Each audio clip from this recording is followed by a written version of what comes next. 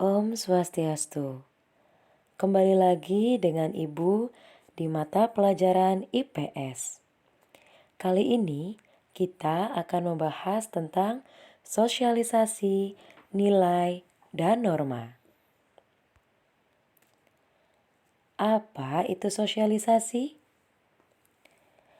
Sosialisasi menjadi pintu gerbang seseorang menjadi bagian anggota masyarakat sesuai peranan dan status sosial yang dijalankan. Dengan sosialisasi, seseorang akan menjadi tahu dan memahami cara bertingkah laku dan bertutur kata di lingkungan masyarakatnya. Ada banyak definisi tentang sosialisasi yang dikemukakan para ahli loh. Yang pertama, ada Peter L. Berger. Sosialisasi adalah sebuah proses menjadi masyarakat. Menurutnya, sosialisasi adalah proses pada anak-anak yang sedang belajar untuk menjadi anggota masyarakat. Adapun yang dipelajarinya yaitu pola hidup dalam masyarakat yang sesuai dengan nilai dan norma maupun kebiasaan yang berlaku di masyarakat. Yang kedua, ada David A. Goslin. Sosialisasi menurutnya yaitu sebuah proses memperoleh pengetahuan. Sosialisasi menurut David A. Goslin adalah sebuah proses belajar yang dialami seseorang untuk memperoleh pengetahuan tentang nilai dan norma agar dapat berpartisipasi sesuai atau sebagai anggota kelompok masyarakat. Menurut Kunjara Ningrat, sosialisasi adalah proses belajar tentang kebudayaan dalam hubungannya dengan sistem sosial. Ketika individu dari anak-anak hingga masa tuanya belajar pola-pola tindakan dalam interaksi dengan segala macam individu di lingkungannya. Lalu yang terakhir ada Sujono Sukanto. Menurutnya, sosialisasi adalah sebuah proses pembentukan sikap. Dalam sosialisasi ini, individu berperilaku sesuai dengan perilaku yang disenangi orang-orang di sekitarnya. Misalnya, berperilaku yang baik. Berdasarkan pendapat para ahli tersebut, dapat disimpulkan bahwa sosialisasi adalah sebuah proses belajar seseorang yang diawali dari lingkungan, keluarga, dan untuk memperoleh pengetahuan tentang cara hidup, pola perilaku, adat, nilai, dan norma yang berlaku di masyarakat. Lalu, kita masuk ke jenis-jenis sosialisasi. Jenis-jenis sosialisasi ada dua, yaitu sosialisasi primer dan sosialisasi sekunder. Sosialisasi primer adalah sosialisasi di mana proses pertama dan utama yang dialami oleh individu. Sosialisasi ini akan mempengaruhi kehidupan individu di masa mendatang. Menurut Peter L. Berger dan Luckman, proses sosialisasi primer sebagai yang pertama dan dijalani semasa masih kecil, yaitu berlangsung saat anak berusia 1-5 tahun. Masa ini, anak mulai mengenal anggota keluarga dan lingkungan keluarga. Peran orang tua menjadi sangat penting sebab anak melakukan pola interaksi secara terbatas di dalamnya. Yang kedua, ada jenis sosialisasi sekunder. Sosialisasi sekunder adalah lanjutan dari sosialisasi primer. Di sini, individu mulai proses identitas baru di lingkungan masyarakat. Bentuknya adalah resosialisasi dan desosialisasi. Dalam proses desosialisasi, seseorang merupakan pencabutan identitas diri yang lama. Dalam proses sosialisasi sekunder, seorang anak mulai melakukan pergaulan dengan teman sepermainannya atau teman di lingkungan, rumah, maupun sekolah. Lalu, selanjutnya ada tahap sosialisasi. Tahap sosialisasi yang pertama yaitu tahap persiapan. Tahap ini berlangsung semenjak manusia dilahirkan, yaitu saat seorang anak mulai mempersiapkan diri untuk mengenal dunia sosialnya, termasuk memperoleh pemahaman tentang dirinya. Yang kedua adalah tahap meniru. Tahap ini ditandai dengan semakin sempurnanya seseorang anak menirukan peran-peran yang dilakukan orang dewasa. Contohnya, seorang anak menjadi dokter dan ada pasiennya yang sakit. Yang ketiga adalah tahap siap bertindak. Pada tahap ini, peniruan seorang anak sudah mulai berkurang dan digantikan oleh peran secara langsung yang dimainkan sendiri dengan penuh kesadaran. Kemampuan menempatkan diri pada posisi orang lain juga meningkatkan sehingga memungkinkan adanya kemampuan bermain secara bersama-sama. Yang keempat ada tahap penerimaan norma kolektif. Tahap ini merupakan tahap seseorang telah dikatakan dewasa. Seorang anak akan menempatkan dirinya pada posisi masyarakat yang luas. Dengan kata lain, seorang anak akan dapat bertenggang rasa tidak hanya dengan orang yang berinteraksi dengannya, tetapi juga masyarakat secara luas. Contohnya adalah toleransi antar umat beragama. Lalu, selanjutnya ada tipe-tipe sosialisasi. Tipe-tipe sosialisasi ini ada dua, yaitu formal dan informal. Tipe formal yaitu sosialisasi tipe ini terjadi melalui lembaga-lembaga yang berwenang menurut ketentuan yang berlaku dalam negara. Atau dengan kata lain, sosialisasi dilakukan oleh lembaga yang bersifat resmi. Yang kedua, tipe informal adalah sosialisasi yang terjadi di luar lembaga resmi. Misalnya, di tengah-tengah masyarakat. Sosialisasi informal ini terjadi di lingkungan yang bersifat kekeluargaan. Nah, menurut kamu, dua gambar di sana termasuk tipe yang mana? Tipe sosialisasi formal atau informal? Lalu, ada pola sosialisasi. Pola sosialisasi juga sama, ada dua, yaitu represif dan partisipatoris. Represif ini adalah prosesnya dilakukan dengan menggunakan kekerasan. Contohnya, seorang anak yang dimarahi oleh orang tuanya karena berperilaku buruk. Lalu, partisipatoris, pola di mana anak diberikan imbalan ketika berperilaku sama berat. Contohnya adalah seorang anak yang diberikan imbalan karena telah berperilaku baik. Nah, dari dua gambar di sana, manakah yang termasuk ke dalam pola sosialisasi represif?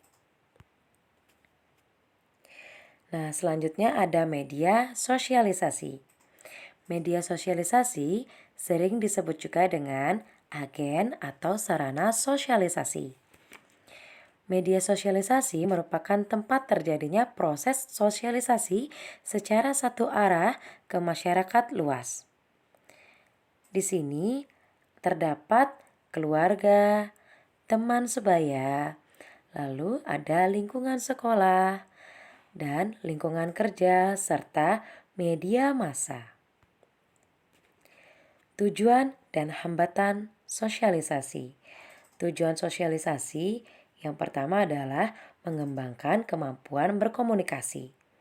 Dengan bersosialisasi, kita dapat mengembangkan cara berkomunikasi kita terhadap lawan main atau teman kita. Yang kedua, menanamkan nilai norma pada seseorang. Kita mengetahui yang mana baik dan yang mana yang buruk, dan yang mana diperbolehkan dan yang mana yang tidak diperbolehkan. Yang ketiga, memberikan keterampilan dalam kehidupan bermasyarakat. Yang keempat, mengendalikan fungsi organik seseorang dengan latihan mawas diri. Yang kelima, menciptakan integrasi masyarakat. Lalu, ada hambatan untuk bersosialisasi. Adapun hambatannya yaitu kesulitan berkomunikasi. Kesulitan berkomunikasi ini contohnya gangguan pendengaran menjadi salah satu hambatan dalam bersosialisasi. Lalu kemampuan bergaul seseorang juga mempengaruhi proses sosialisasi. Karena seseorang menganggap dirinya lebih hebat, bersikap kaku, dan tidak memperhatikan etika dan akan kesulitan dalam bersosialisasi. Yang ketiga, ada kehidupan yang terisolasi. Kehidupan yang terisolasi ini yaitu sifat orang yang menutup diri dan tidak ingin bergaul dan akan mengalami hambatan sosialisasi. Contohnya introvert.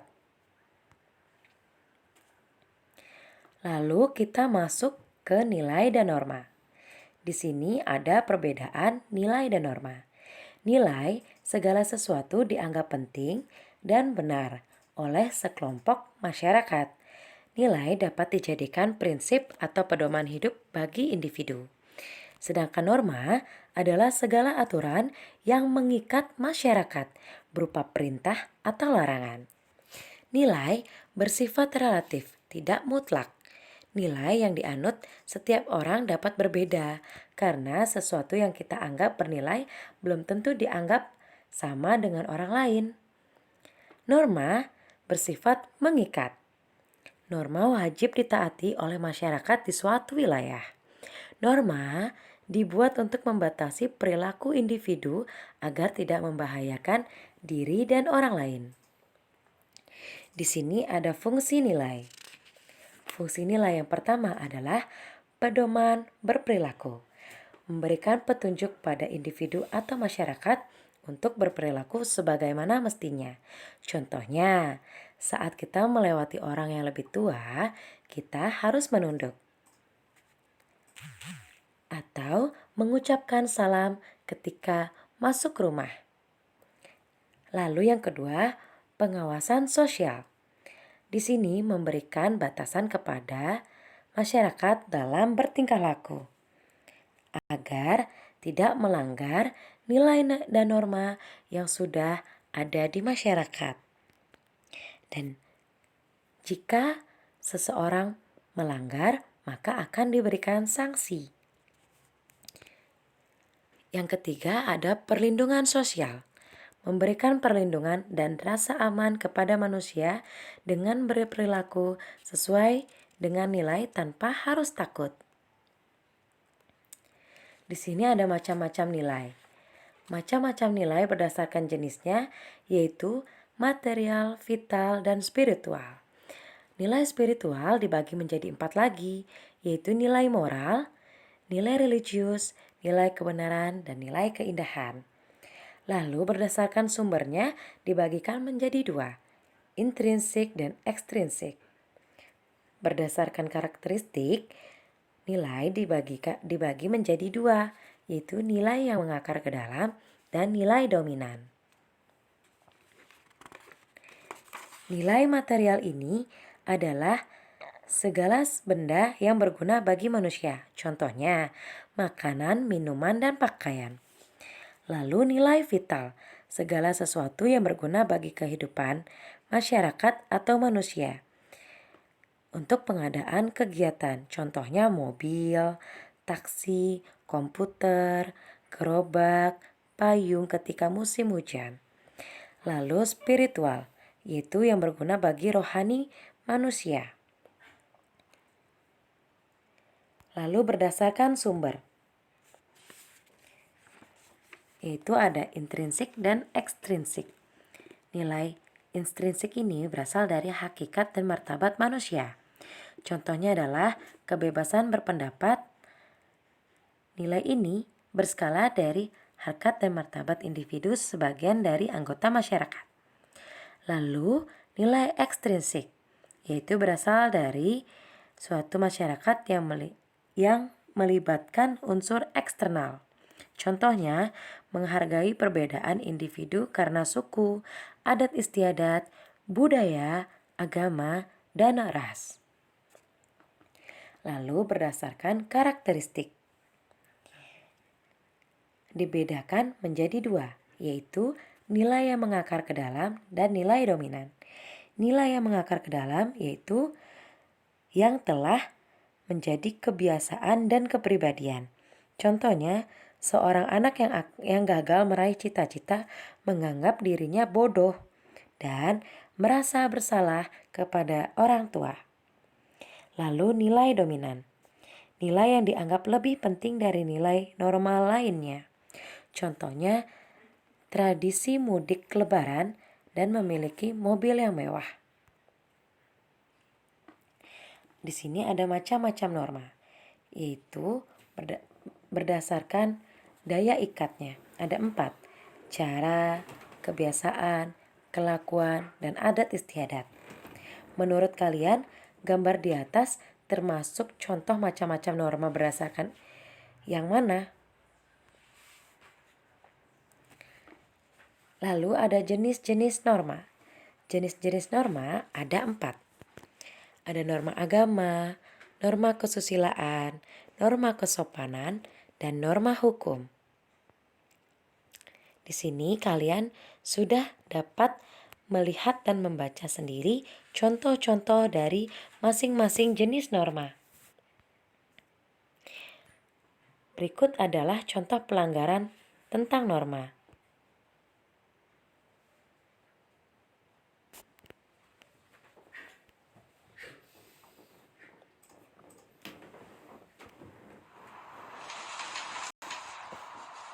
Di kak, kamu ke atas. Kurang sopan namanya. Oh iya, maaf kak.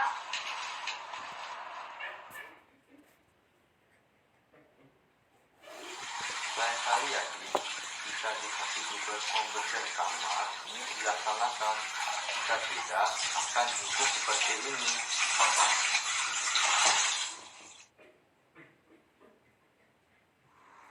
Di, sudah azan nih. Ayo kita sholat berjamaah. Baik kak.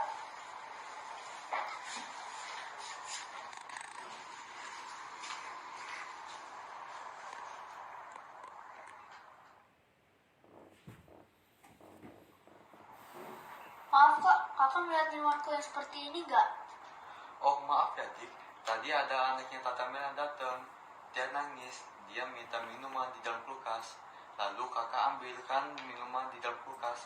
Maaf ya, Dik. Oh baiklah kak.